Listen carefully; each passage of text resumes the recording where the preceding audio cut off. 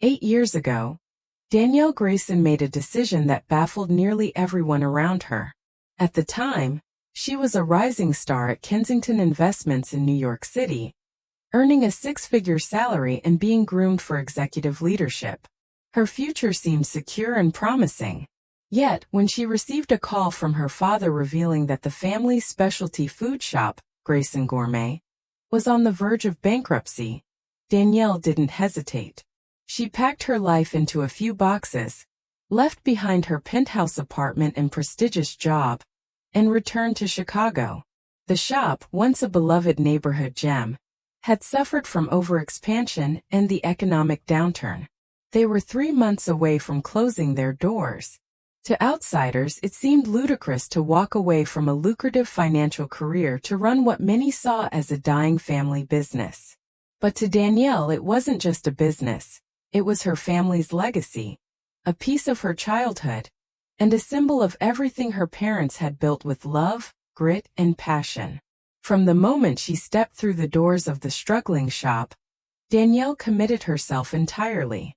She manned the register during the day, studied supply chain spreadsheets by night, and slept only a few hours in between. She sold the second location to cut losses and renegotiated long-standing supplier contracts to regain financial stability.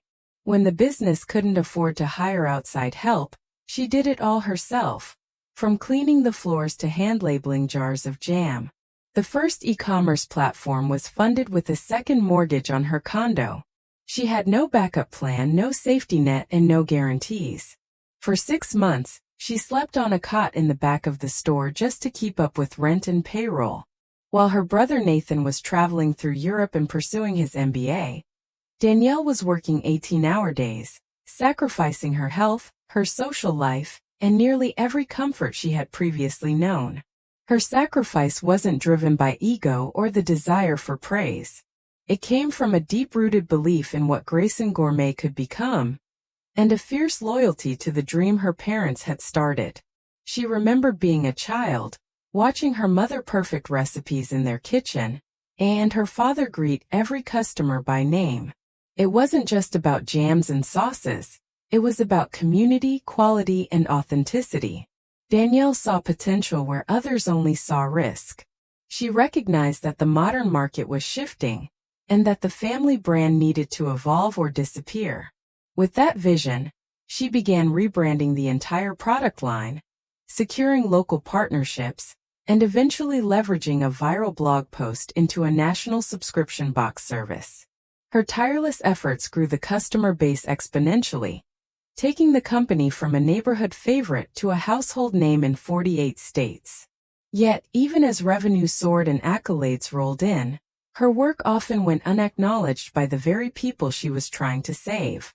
Her parents, though grateful, always spoke of her contributions as temporary. Nathan, who had only offered occasional advice from afar, remained the presumed heir to the company. Despite being the one who had saved the business from collapse, Danielle was still seen as the stand-in, the caretaker until her brother returned. But she didn't stop. Instead, she continued building, innovating, and expanding, driven not just by the need to prove herself, but by a deep love for the legacy that had shaped her life. Danielle's sacrifice wasn't just measured in hours worked or dollars risked. It was measured in the complete reshaping of her future, all in the name of preserving a past that mattered. Despite everything Danielle Grayson had poured into the revival and expansion of Grayson Gourmet, recognition from her family, particularly her mother, remained frustratingly elusive. She had been the sole architect of the company's transformation from a quaint, faltering shop in Lincoln Park into a nationally recognized gourmet brand with e-commerce infrastructure, corporate partnerships, and a growing subscriber base. She had slashed unnecessary costs, rebuilt the supply chain, modernized the marketing strategy, and repositioned their product lines to appeal to both tradition-conscious and modern consumers. The numbers spoke for themselves. Revenue had increased more than 30-fold under her leadership, and the brand had been featured in national food publications. Yet within the walls of her own family, her contributions were still viewed as a stopgap, Necessary, perhaps, but not permanent.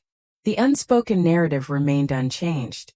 This was a role she was filling only until her younger brother Nathan, the so-called natural heir, returned. It wasn't as if Nathan had been involved in the business's darkest days.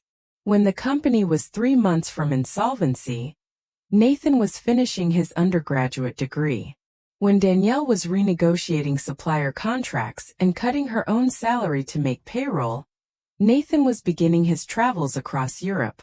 Later, while Danielle launched a subscription model that would become the foundation of the company's explosive growth, Nathan was completing his MBA and posting about networking mixers and leadership theory on social media.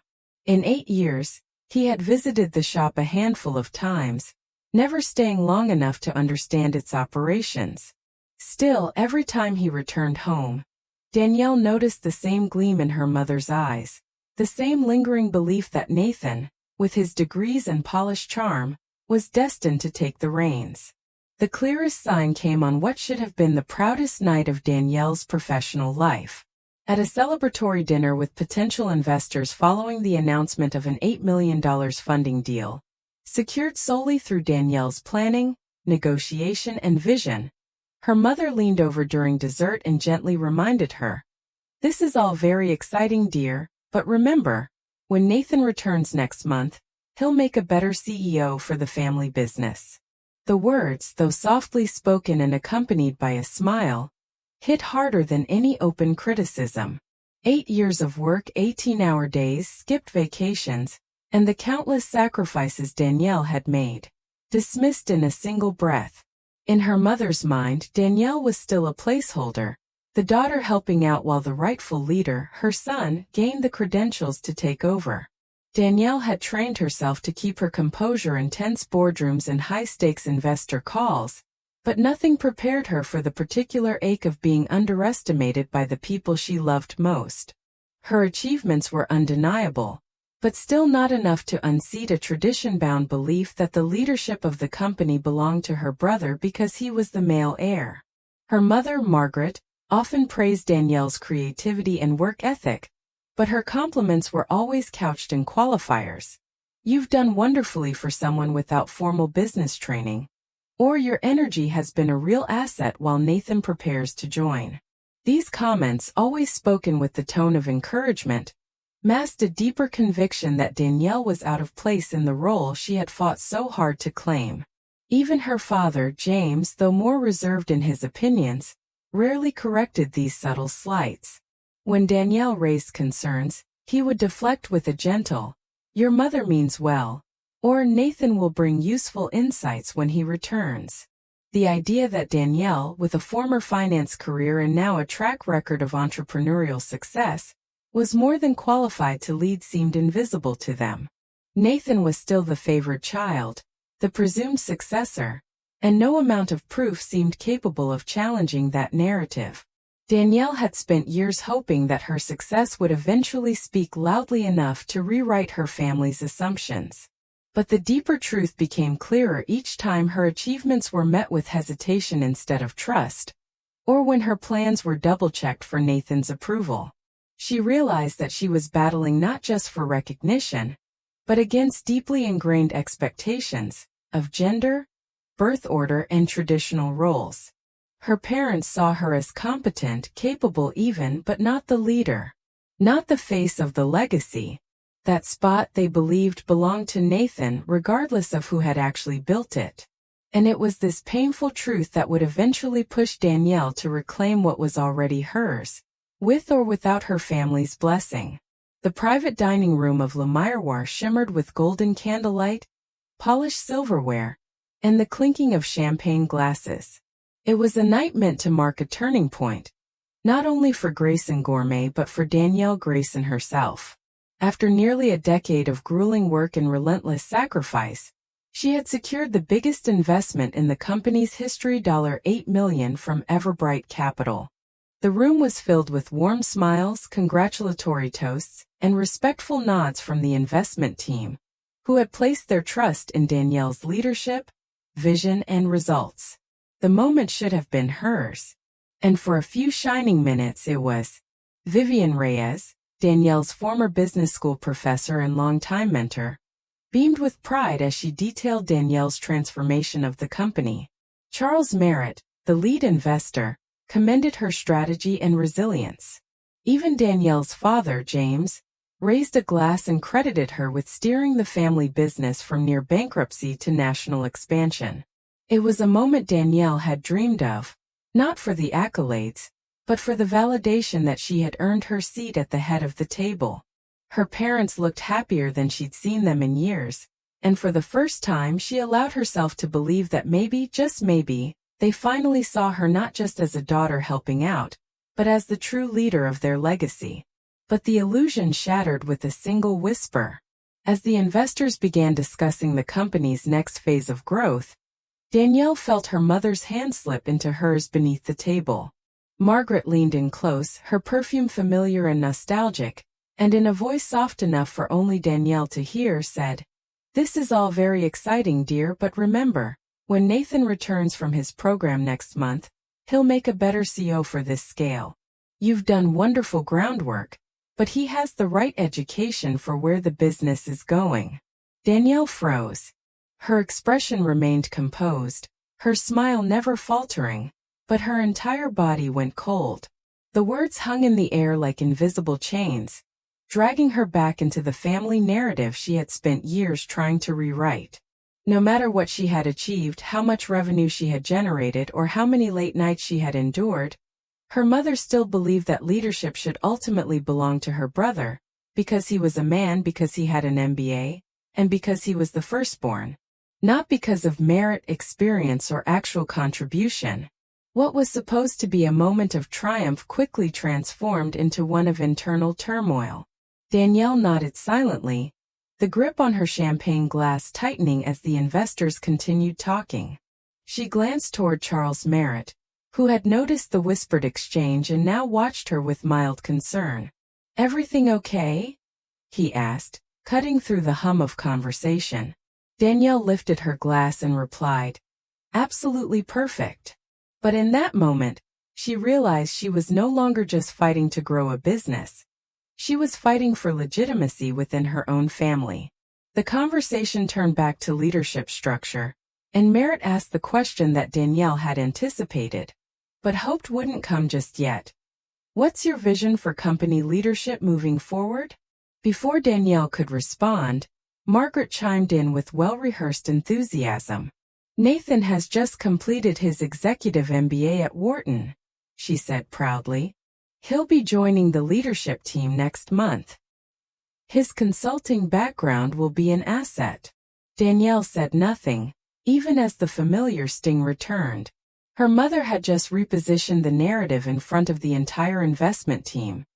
Danielle had carried the company this far, but Nathan would now be the one to lead it into the future. The air shifted subtly. Charles exchanged a glance with Diane Thomas, Everbright's operations partner, and Danielle immediately recognized it. A silent recalibration. Her mother had just introduced instability into a deal that was based entirely on Danielle's vision and execution. She had unintentionally undermined the foundation of the investment by suggesting that leadership would soon be handed to someone with no practical experience in the company. Someone who, despite academic credentials, had never been part of its transformation. Merritt responded with careful diplomacy. "Our investment is largely based on Danielle's track record and vision. Any significant changes in leadership would need to be discussed before we finalize the agreement." Margaret's eyes widened, as if the idea that investors would choose Danielle over the Grayson family name had never occurred to her. James tried to backpedal with vague reassurances, but the damage had been done. Danielle had seen it, how quickly tradition, even when unspoken, could override merit. How deeply ingrained her parents' expectations remained, even in the face of undeniable results. As the dinner ended, Danielle noticed Merritt speaking quietly with his team. Their expressions were serious, focused. The tone had changed. The unspoken message was clear. If Nathan were installed as CEO, the investment was in jeopardy. Danielle knew she had to act swiftly. not just to protect her position, but to protect the company she had rebuilt from the ground up. Her mother's words, meant as reassurance, had become a trigger, a signal that the time for quiet patience was over. Tradition had its place, but it would not define her future. Merit would. Danielle Grayson barely slept that Friday night. By dawn on Saturday, while most of the city still slumbered, she sat alone at her desk in the quiet offices of Grayson Gourmet. The echo of her mother's words, "Nathan will make a better CEO," looped endlessly in her mind, stirring both heartbreak and resolve. She had given everything to this company. Her career, her finances, her time, her health. And yet, in the eyes of her parents, she remained a placeholder. It wasn't just disappointment she felt anymore, it was clarity. For years, Danielle had ignored the signs, hoping that results would eventually rewrite family tradition. But now she saw the truth clearly. Her leadership, however exceptional, would never be enough to eclipse Nathan's birthright in their eyes. And so, as the city slowly stirred awake, she began crafting the plan she had quietly contemplated for years but never dared to put into action. By 6:30 a.m., the office cleaning crew arrived and looked startled to find Danielle there, surrounded by spreadsheets, printed contracts, and scribbled notes. "Everything okay, Miss Grayson?" Jorge, the longtime head of maintenance, asked gently. Danielle looked up, offered a tired smile, and replied, "Just preparing for a very important meeting." Jorge gave a knowing nod and continued on his way, leaving her to the quiet hum of fluorescent lights and the faint smell of coffee. For the next several hours, Danielle pored over documents, refined financial projections, and assembled a detailed presentation outlining her contingency plan. One she hoped she would never have to use, but now felt inevitable. At 7:15, she picked up the phone and dialed a number she knew by heart. "It's 6:15 here," came the groggy voice on the other end. "I know," Danielle said, her voice steady. "But I need your help, Vivian. I can't wait any longer." 45 minutes later, Vivian Reyes walked into the office holding 2 cups of coffee and an expression of fierce determination. As Danielle laid out everything that had transpired at the investor dinner, Vivian listened intently, her brows knitting together. When Danielle finished, her mentor leaned back and asked the question that had been quietly looming in the background for years. "What do you want, Danielle? Not what your parents want. Not what Nathan expects. What do you want?" The silence that followed was brief but heavy. "I want to stop fighting for a seat I already earned," Danielle said quietly. "And I want to stop pretending that loyalty means silence." Vivian nodded. "Then it's time to make some calls." By noon, Danielle had spoken with Charles Merritt and arranged an emergency meeting with Everbright's investment team for Sunday morning. She also called 3 of her most trusted employees: Daphne from marketing, Jason from operations, and Tamara from product development, asking them to come in for an urgent strategy session. These were the people who had been in the trenches with her since the beginning, the ones who had weathered every storm and built every victory side by side with her. When they arrived, she explained everything, including the uncomfortable truth that her parents intended to place Nathan at the helm, regardless of her success. "I've always wondered if you had an exit strategy," Daphne said calmly. "The way your parents talk about Nathan, it was only a matter of time." Jason nodded in agreement. "We've worked with you, Danielle. Not with the Grayson name." Tamara added, "We'd follow you in a heartbeat." Their unwavering loyalty ignited a confidence in Danielle that she hadn't allowed herself to fully embrace. The next morning, she arrived early to the office, fully prepared. When the investors arrived at 9 a.m., their expressions were a mixture of curiosity and concern. Charles began. "Something happened at that dinner that gave us pause. We want to understand your position clearly." Danielle handed each of them a folder. "Page 1 is the current org chart. Page 2 is what I suspect my parents intend to implement after the investment. Nathan as CEO.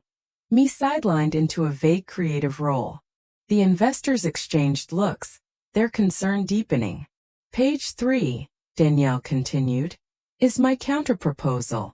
That proposal outlined the formation of a new company, independent of the Grayson name, but built on the foundation Danielle had spent years creating. She presented data that proved the customers connected with the brand story, not the family name.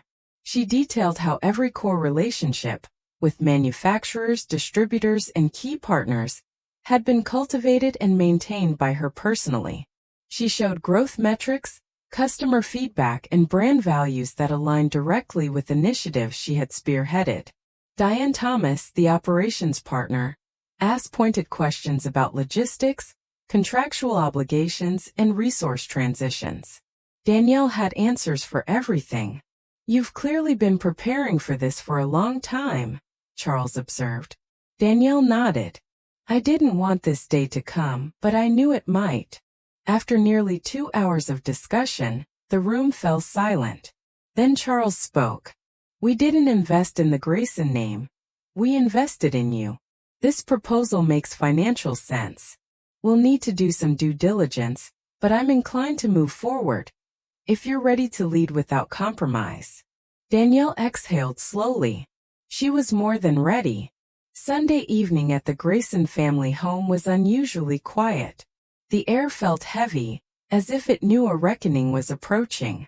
Danielle sat across from her parents in the living room where, years ago, she had celebrated birthdays and holidays, completely unaware that one day she would have to defend her own worth in the same space. Her mother, Margaret, was seated stiffly on the couch, her posture rigid and formal. Her father, James, looked worn, the lines on his face etched deeper than usual. Danielle took a steady breath. She had rehearsed this moment in her mind 100 times, but the reality still carried weight. This wasn't just a business conversation. It was a personal confrontation years in the making. I need to be clear, Danielle began, her voice calm but resolute. The investors are prepared to withdraw their funding if there's any disruption in leadership. That includes Nathan taking over as CEO. Her parents exchanged a glance, and Margaret's expression tightened. Danielle, we never said he would replace you. We just meant he'd complement your work, bring fresh insight. Danielle's eyes didn't waver. You said, at dinner, in front of the entire investment team, that he'd make a better CEO. That's not support. That's a transfer of power I've earned and you're ready to give away. Margaret stood and began pacing slowly. He's your brother. He has a world-class education. His experience matters. Danielle's jaw tensed. What experience? He quit his consulting job after 2 years. He spent more time posting inspirational quotes than managing teams. Meanwhile, I've built this company brick by brick. I paid for his MBA while sleeping in the stockroom to make payroll. And somehow, I'm the one still being asked to step aside. James tried to interject, his voice softer. We just always imagined both of you would lead together. That this would remain a family business. Danielle nodded slowly, fighting back the sting. That sounds noble. But in practice, it's always meant giving Nathan the title while I do the work.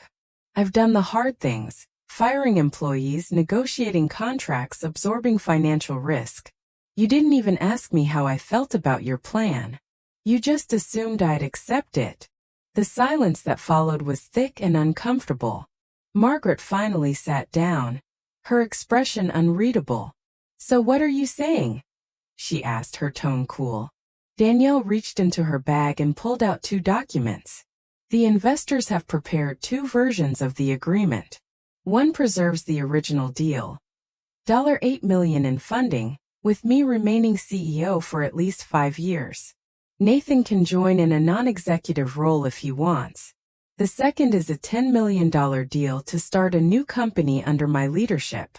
No Grayson name. No family ownership. And yes, the core team will go with me. I've already spoken to them. Margaret stared at the documents, stunned. You'd walk away from your own family? Danielle replied evenly. I'm walking away from being underestimated. There's a difference. Just then her phone buzzed. It was a text from Nathan. "Just landed. Can't wait to help lead the company." Danielle didn't respond. She knew he'd be walking into an entirely different landscape on Monday. The next morning, Danielle arrived at the office early. To her surprise, Daphne, Jason, Tamara, and over a dozen other employees were already there, waiting. "We just wanted you to know," Daphne said. "Whatever happens, we stand with you." Danielle was visibly moved but kept her composure. She knew this support would be crucial in what came next. At 9 a.m., the conference room filled with tension. The investors arrived, followed by her parents and Nathan, who wore an expensive suit and the air of someone expecting to be celebrated. But the room didn't respond with applause or admiration. Instead, Charles Merritt took control. "Our investment is tied to Danielle's leadership. Any attempt to replace her jeopardizes the deal." He slid the two agreements across the table to Margaret and James. "You have a choice." Margaret's hands trembled slightly as she reviewed the documents.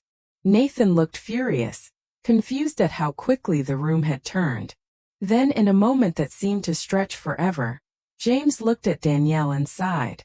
"We'll sign the original agreement," he said. Danielle remained CEO. Danielle gave a small, respectful nod. She wasn't vindictive. She wasn't vengeful. She was just done being overlooked. 6 months later, the headquarters of Grayson Gourmet buzzed with a quiet, focused energy. The scent of cinnamon and citrus from their newest holiday jam line wafted through the air as employees moved with purpose through the bright, open-concept office Danielle had designed during the early days of expansion. Everything felt sharper now, more deliberate. The company, once a quaint neighborhood store on the brink of collapse, now operated with the confidence of a national contender. Sales had exceeded projections by over 40%. New contracts with boutique grocers and subscription platforms were underway. Social media engagement was at an all-time high. And through it all, Danielle Grayson stood at the helm, no longer fighting to be seen, but firmly and rightfully in command. From the outside, the company seemed like the perfect picture of family entrepreneurship. The Grayson name still adorned every jar and box, a symbol of continuity and tradition. Margaret and James now served as brand ambassadors, occasionally appearing at trade shows or in curated family-themed marketing videos. Nathan held a title Vice President of Business Development, but it was clear to everyone, especially the investors, that his role was limited and supervised. His presence was largely ceremonial. His suggestions filtered through layers of management before reaching Danielle's desk. What had once been a looming threat to her leadership was now little more than a decorative piece in the background of her professional landscape. Though the business thrived, Danielle no longer sought familial validation. That chapter had quietly closed the moment her father slid the signed agreement across the conference table and relinquished the illusion of shared authority. She maintained a polite, professional rapport with her family. Emails were answered promptly, updates were shared transparently, and holiday dinners were attended with the appropriate level of warmth and distance. But the emotional tug-of-war that had defined so many years of her life was over. She had finally stopped hoping that one day her mother would look at her and say, "You were right all along," or that Nathan would admit the company had succeeded because of her, not in spite of him. That kind of closure would never come. And for the first time, Danielle realized she didn't need it. Her peace came not from changing their minds but from changing her own. She no longer measured her worth by their recognition. Instead, she saw it in the loyalty of her team, in the emails from satisfied customers, in the confidence with which investors now treated her. She saw it in the quiet gratitude on her employees' faces when bonuses were handed out, in the spontaneous applause during their last all-staff meeting, in the fact that people chose to follow her not out of obligation but out of trust. The validation she had craved for years had been around her all along. It just hadn't come from the places she was taught to look. There were still moments, of course, when the old ache surfaced. A childhood photo above her parents' fireplace, with Nathan front and center and her slightly off to the side, still reminded her of how long she had been cast in the supporting role. A passing comment from her mother about how lucky the company is to have both siblings involved could still stir a flicker of irritation. But these moments no longer consumed her. They passed like clouds, noticeable but not threatening. Because deep down Danielle knew the truth. The company didn't thrive because of luck, or tradition or shared vision. It thrived because of her. The business bore the Grayson name, but its identity was hers. Every core process, every innovation, every hard-earned win had her fingerprints on it. She had rebuilt the company from nothing, fueled by determination, insight, and a refusal to accept the limits placed on her. And while her parents still held on to the image of Nathan as the rightful heir, the rest of the world knew otherwise. Customers connected with the brand not because of the family name, but because of the values Danielle infused into every product: quality, transparency, creativity, and heart. Late one evening, as Danielle walked through the quiet office after most employees had gone home, she paused in the hallway where framed photos of the company's journey lined the wall. One picture showed the original storefront. Another showed the team at their first product launch. At the center was a photo taken just 2 months ago. Danielle surrounded by her team, smiling, vibrant, and proud. She studied it for a long moment, then smiled softly to herself. This was her legacy. Not inherited, not granted, but built from the ground up. Earned. And no one could ever take that from her again. The snow had only just started falling in Chicago when Danielle stepped off the video call with the distributor in London. Her coffee had gone cold, and the light from her desk lamp cast long shadows across the growing stack of proposals in front of her. She leaned back in her chair, eyes scanning the world map pinned to the far wall. Colored pins marked the U.S. cities where Grayson Gourmet had already gained traction. But now several red markers, London, Toronto, Tokyo, signaled something new. Something bigger. For the first time, Danielle was thinking beyond American borders. It had started subtly. A surge in online orders from Canadian customers, followed by a Japanese food influencer raving about their orange cardamom marmalade. Then came the email from a British specialty retailer requesting a meeting. It wasn't coincidence, it was momentum. The brand Danielle had fought to save, the business she had reimagined and rebuilt, was ready for the world. And yet, as exciting as that realization was, a knot of uncertainty tightened in her stomach. Growth wasn't new to her. She had scaled operations, expanded product lines, and negotiated national contracts. But international expansion was another beast entirely: new regulations, foreign supply chains, cultural nuances, and the very real fear that somewhere along the way, she might lose the essence of what made Grayson Gourmet special. The identity she had poured into every jar and box was rooted in family, craftsmanship, and authenticity. Would that translate across oceans? Could she go global without becoming generic? The questions lingered as she called a late afternoon meeting with her core leadership team. Daphne from marketing, Jason from operations, and Tamara from product development gathered around the conference table, their laptops glowing. "I want us to explore international expansion," Danielle said without preamble. "But not at the expense of who we are." Daphne leaned forward, eyes bright. "We've already got traction in Canada. Japan is hungry, no pun intended, for U.S. specialty goods. And the UK market is primed for artisan imports." Jason chimed in, cautious but intrigued. "We'll need to address logistics, manufacturing certifications, customs processes. It's doable, but we have to be intentional." Tamara added, "People don't just buy our products, they buy our story. That's what we can't lose." Danielle nodded. "Exactly. Our growth should echo what brought us here: quality, sustainability, and community connection." The plan began taking shape. Pilot programs in Canada and the UK, small-scale distribution in select retailers, and pop-up experiences designed to introduce international consumers to the Grayson story. felt right, ambitious but rooted. Danielle was no longer chasing validation. She was leading with purpose. But expansion also forced her to confront a quieter, more personal question. What would happen when the company no longer needed her at the center of everything? For years, Danielle had been the backbone of Grayson Gourmet, the decision-maker, the strategist, the face of the brand. But with a talented team now in place and a solid infrastructure, she found herself thinking differently about leadership. Not about stepping away, not yet, but about creating space for others to rise.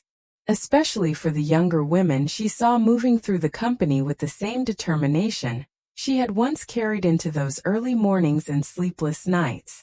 One afternoon, during a new product brainstorming session, Danielle noticed a junior brand strategist named Lily presenting with an ease and insight that caught everyone's attention. After the meeting, Danielle pulled her aside. "You've got a sharp eye for what resonates," Danielle said. "How long have you been with us?" "Just over a year," Lily replied, a mix of surprise and pride in her voice. "I've learned a lot." "Good," Danielle said with a smile, "because I want to start a mentorship initiative. And I think you should be part of it." Over the following weeks, Danielle met with a handful of rising leaders across departments, women with curiosity, courage, and ideas that stretched the brand in new directions. She held monthly roundtables, offered shadowing opportunities, and began laying the groundwork for a structured mentorship program that emphasized not just skill building, but vision development. It was both invigorating and sobering. Seeing their talent flourish reminded Danielle of her younger self, stepping into the family business with grit and hope and no safety net. But it also prompted introspection. She had spent so long proving her worth, guarding her place at the table, that she hadn't realized how much power there was in lifting others toward their own. During a quiet moment in her office, Danielle stared out at the snowy skyline, remembering when she used to measure success by her parents' approval or the investors' confidence. Now she measured it by something else: resilience, independence, and the kind of leadership that outlasted ego. She wasn't ready to leave the company she had rebuilt, but she was beginning to understand that legacy wasn't just what she created. It was who she empowered. Maybe one day someone like Lily would sit at the head of the table, not because Danielle stepped down, but because she had built a company where rising leaders didn't have to fight for recognition. They just had to rise.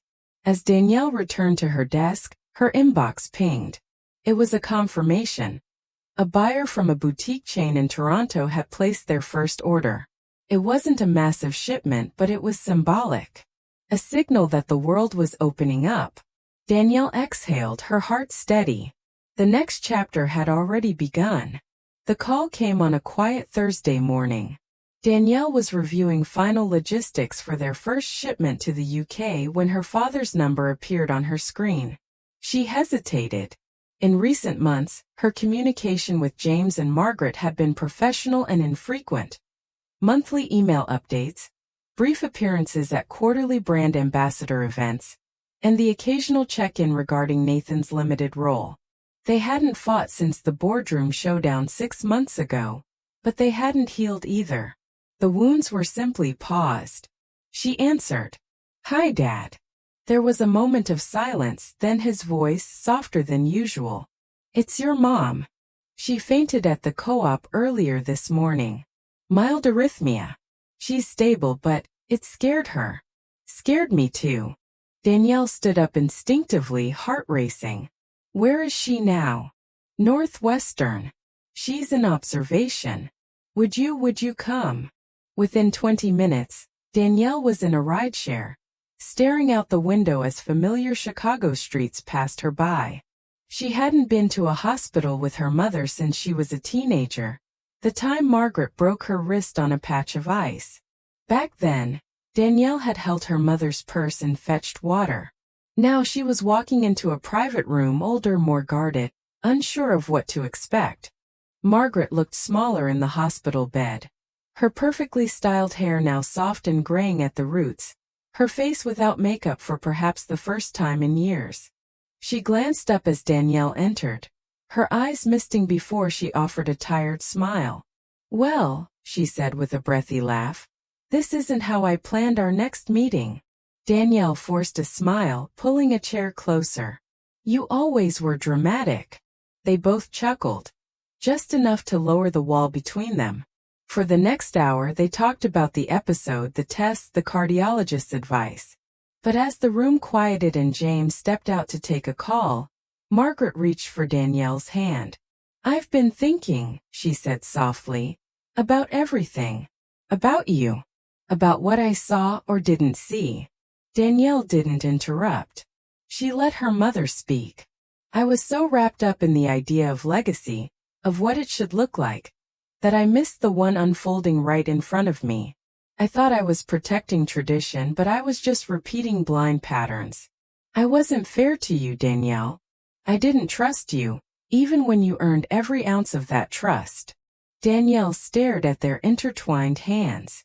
There had been so many years she'd wanted to hear those words, and yet now that they came, she found herself unsure how to receive them.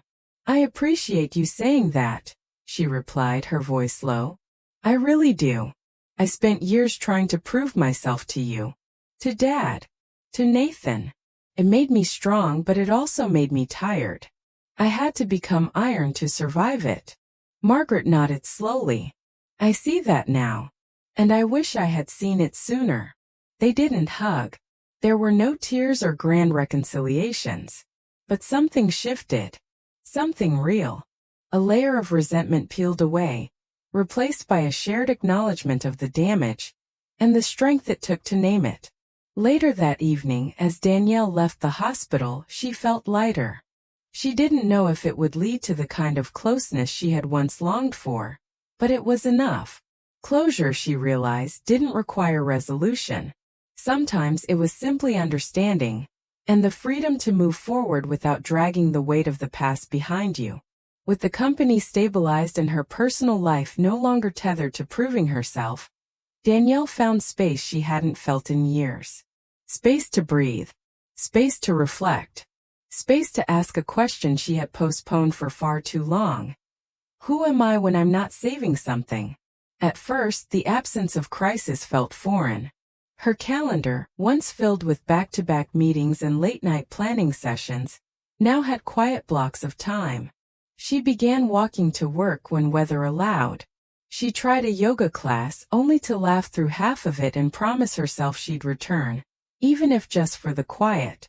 One Saturday morning, she wandered into a local art gallery and found herself mesmerized by a painting of a woman alone in a kitchen, bathed in warm morning light. Something about the solitude felt familiar, both heavy and comforting. She bought it on impulse and hung it in her apartment, where it became a conversation piece and a personal anchor. Through a friend, Danielle was invited to speak at a nonprofit program mentoring young women interested in entrepreneurship. She agreed reluctantly, unsure if she had anything meaningful to say. But standing in front of 20 wide-eyed high schoolers, she realized how much her story resonated. They didn't care about profit margins or distribution models. They cared about grit, perseverance, and the courage to break through the ceilings others built above them. She began volunteering monthly, not for publicity, not for networking, but because it reminded her of her why.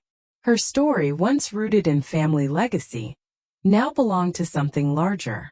In the quiet of her reclaimed life, she also allowed room for companionship. At a community fundraiser, she met Adrian, a former architect turned urban farmer with a wry sense of humor and a thoughtful approach to life. Their conversations were easy, unforced. He didn't ask about sales figures or future market projections.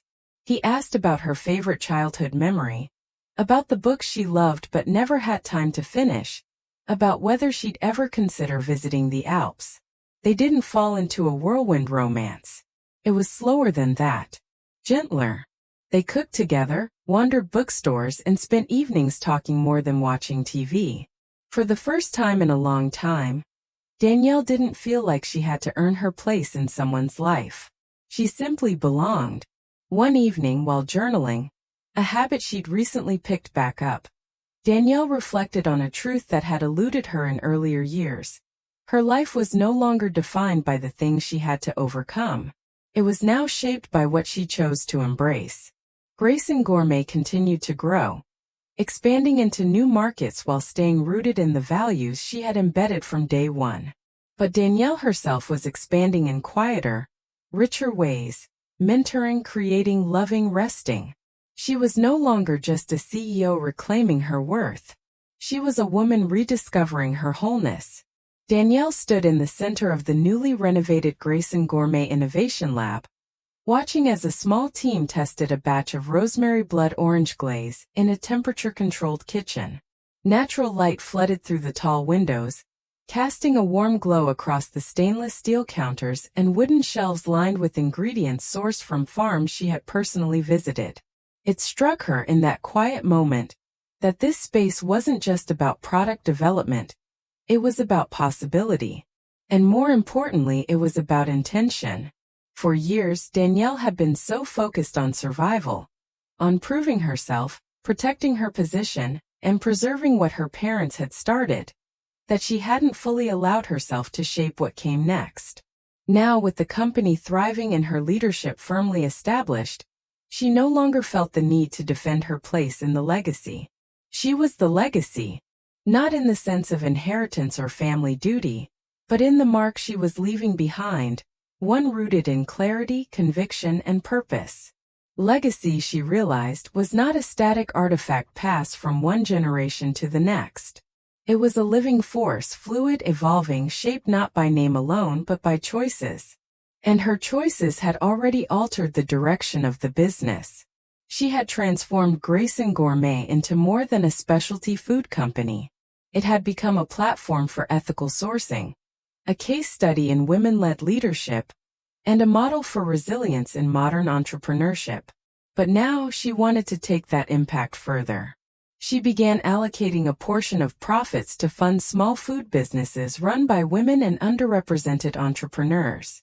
She launched an annual fellowship, the Grayson Collective, that provided mentorship, seed funding, and operational training to young founders with ideas rooted in sustainability and community impact.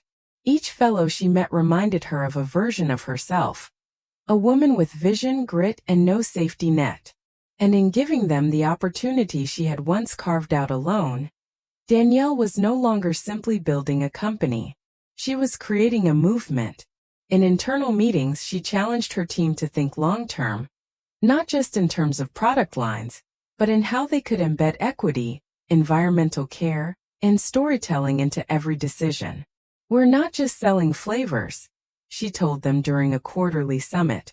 "We're offering people a taste of what integrity looks like when it's baked into every layer of the process." As she moved through these changes, something inside her began to settle. Not in complacency, but in quiet strength. The kind of strength that no longer needed constant validation or applause. The kind that knew the value of what had been built, and the ripple effect it would leave behind. She still visited her parents regularly, though conversations remained light and familial. There were no more debates about succession or strategy. Nathan had settled into a different rhythm, content in a consulting role outside the company. And while her mother still hesitated before complimenting Danielle too directly, the pride in her eyes spoke louder than words ever had. Danielle's days were now filled with deeper purpose. Not just growth but guidance. Not just leadership but legacy. She no longer clung to the company as proof of her worth. Instead, she held it gently, as something she had shaped and steered, but no longer needed to possess to feel whole. Owning her legacy meant she could finally walk forward with both hands free. One to lead, and the other to lift others up. In 2025, Danielle Grayson's journey offers a deeply resonant reflection on leadership, legacy, and personal empowerment, especially in a time when traditional business structures are being reimagined and individuality is no longer seen as a threat to success, but its foundation. Her story reminds us that legacy is not something we inherit passively. It is something we actively shape with intention, vision, and courage. As more women, minorities, and underrepresented leaders rise to positions of influence in today's evolving economy, Danielle's experience highlights the ongoing tension between outdated expectations and earned authority. Her refusal to surrender her voice, despite familial bias, generational assumptions, and years of emotional labor, reflects a broader cultural shift where competence and contribution are finally being recognized over titles or lineage. Professionally, her narrative speaks directly to entrepreneurs and executives, navigating the delicate balance between growth and authenticity. In a world saturated with scaling strategies and rapid globalization, Danielle shows us that expansion does not have to come at the cost of identity. Her decision to enter international markets only after reaffirming her brand's values is a powerful lesson in strategic patience, proving that long-term success is built not just through numbers, but through alignment between purpose and practice. Personally, her story urges us to reflect on who we are when we are not defined by crisis or achievement. In a post-pandemic world where burnout and reevaluation have become common, Danielle's ability to rediscover her full identity beyond the office, through mentorship, community, and even love, reminds us that fulfillment cannot be outsourced to job titles or validation from others. Her journey is one of reclamation, a voice of value, and of a life not simply survived, but intentionally lived. What we take from Danielle's story in 2025 is the importance of owning our path. Even when it disrupts comfort or tradition, we learn that leadership is not just about direction but about depth, not just about strategy but about soul. And most of all, we're reminded that our greatest legacy lies not in what we protect from the past, but in what we dare to build for the future. Danielle Grayson's journey has been nothing short of extraordinary, a powerful story of resilience, transformation, and reclaiming what was rightfully hers. From being overlooked in her own family to building a nationally recognized brand on her own terms, Danielle didn't just fight for leadership, she redefined it. But now her story enters a new chapter, one where the battles of the past no longer define her future. One where you, the audience, can help shape what comes next. She has proven her strength. She's shown the world that legacy isn't inherited, it's earned. But every great leader reaches a turning point. Should Danielle expand her mission and become a voice for women in business around the world? Should she invest in the next generation of changemakers through education, mentorship, or philanthropy? Or maybe it's time for her to take a step back, to rediscover the parts of life she placed on hold while fighting to be seen and heard. This is where your voice matters. What would you do if you were in Danielle's shoes? What advice would you give someone who has poured her heart and soul into building something lasting, only to find herself finally free to choose her next move without pressure, fear, or expectation? We'd love to hear your thoughts. Should Danielle launch a global initiative to empower women-led businesses? Should she write a book, sharing the lessons she learned from the front lines of family, business, and self-discovery? Should she finally take time for herself, to travel, to create, to simply live without always leading? If her story moved you, if you saw a part of yourself in her struggle, or if you found inspiration in her strength, now is the time to show your support. Share your thoughts, share your ideas, and most of all, share your belief in women like Danielle, who don't just inherit legacy, but build it from the ground up. Danielle's journey reminds us that the most powerful stories aren't just lived, they're shared. So let's continue the conversation. What should Danielle do next? Her next chapter is unwritten, and your voice can help shape it.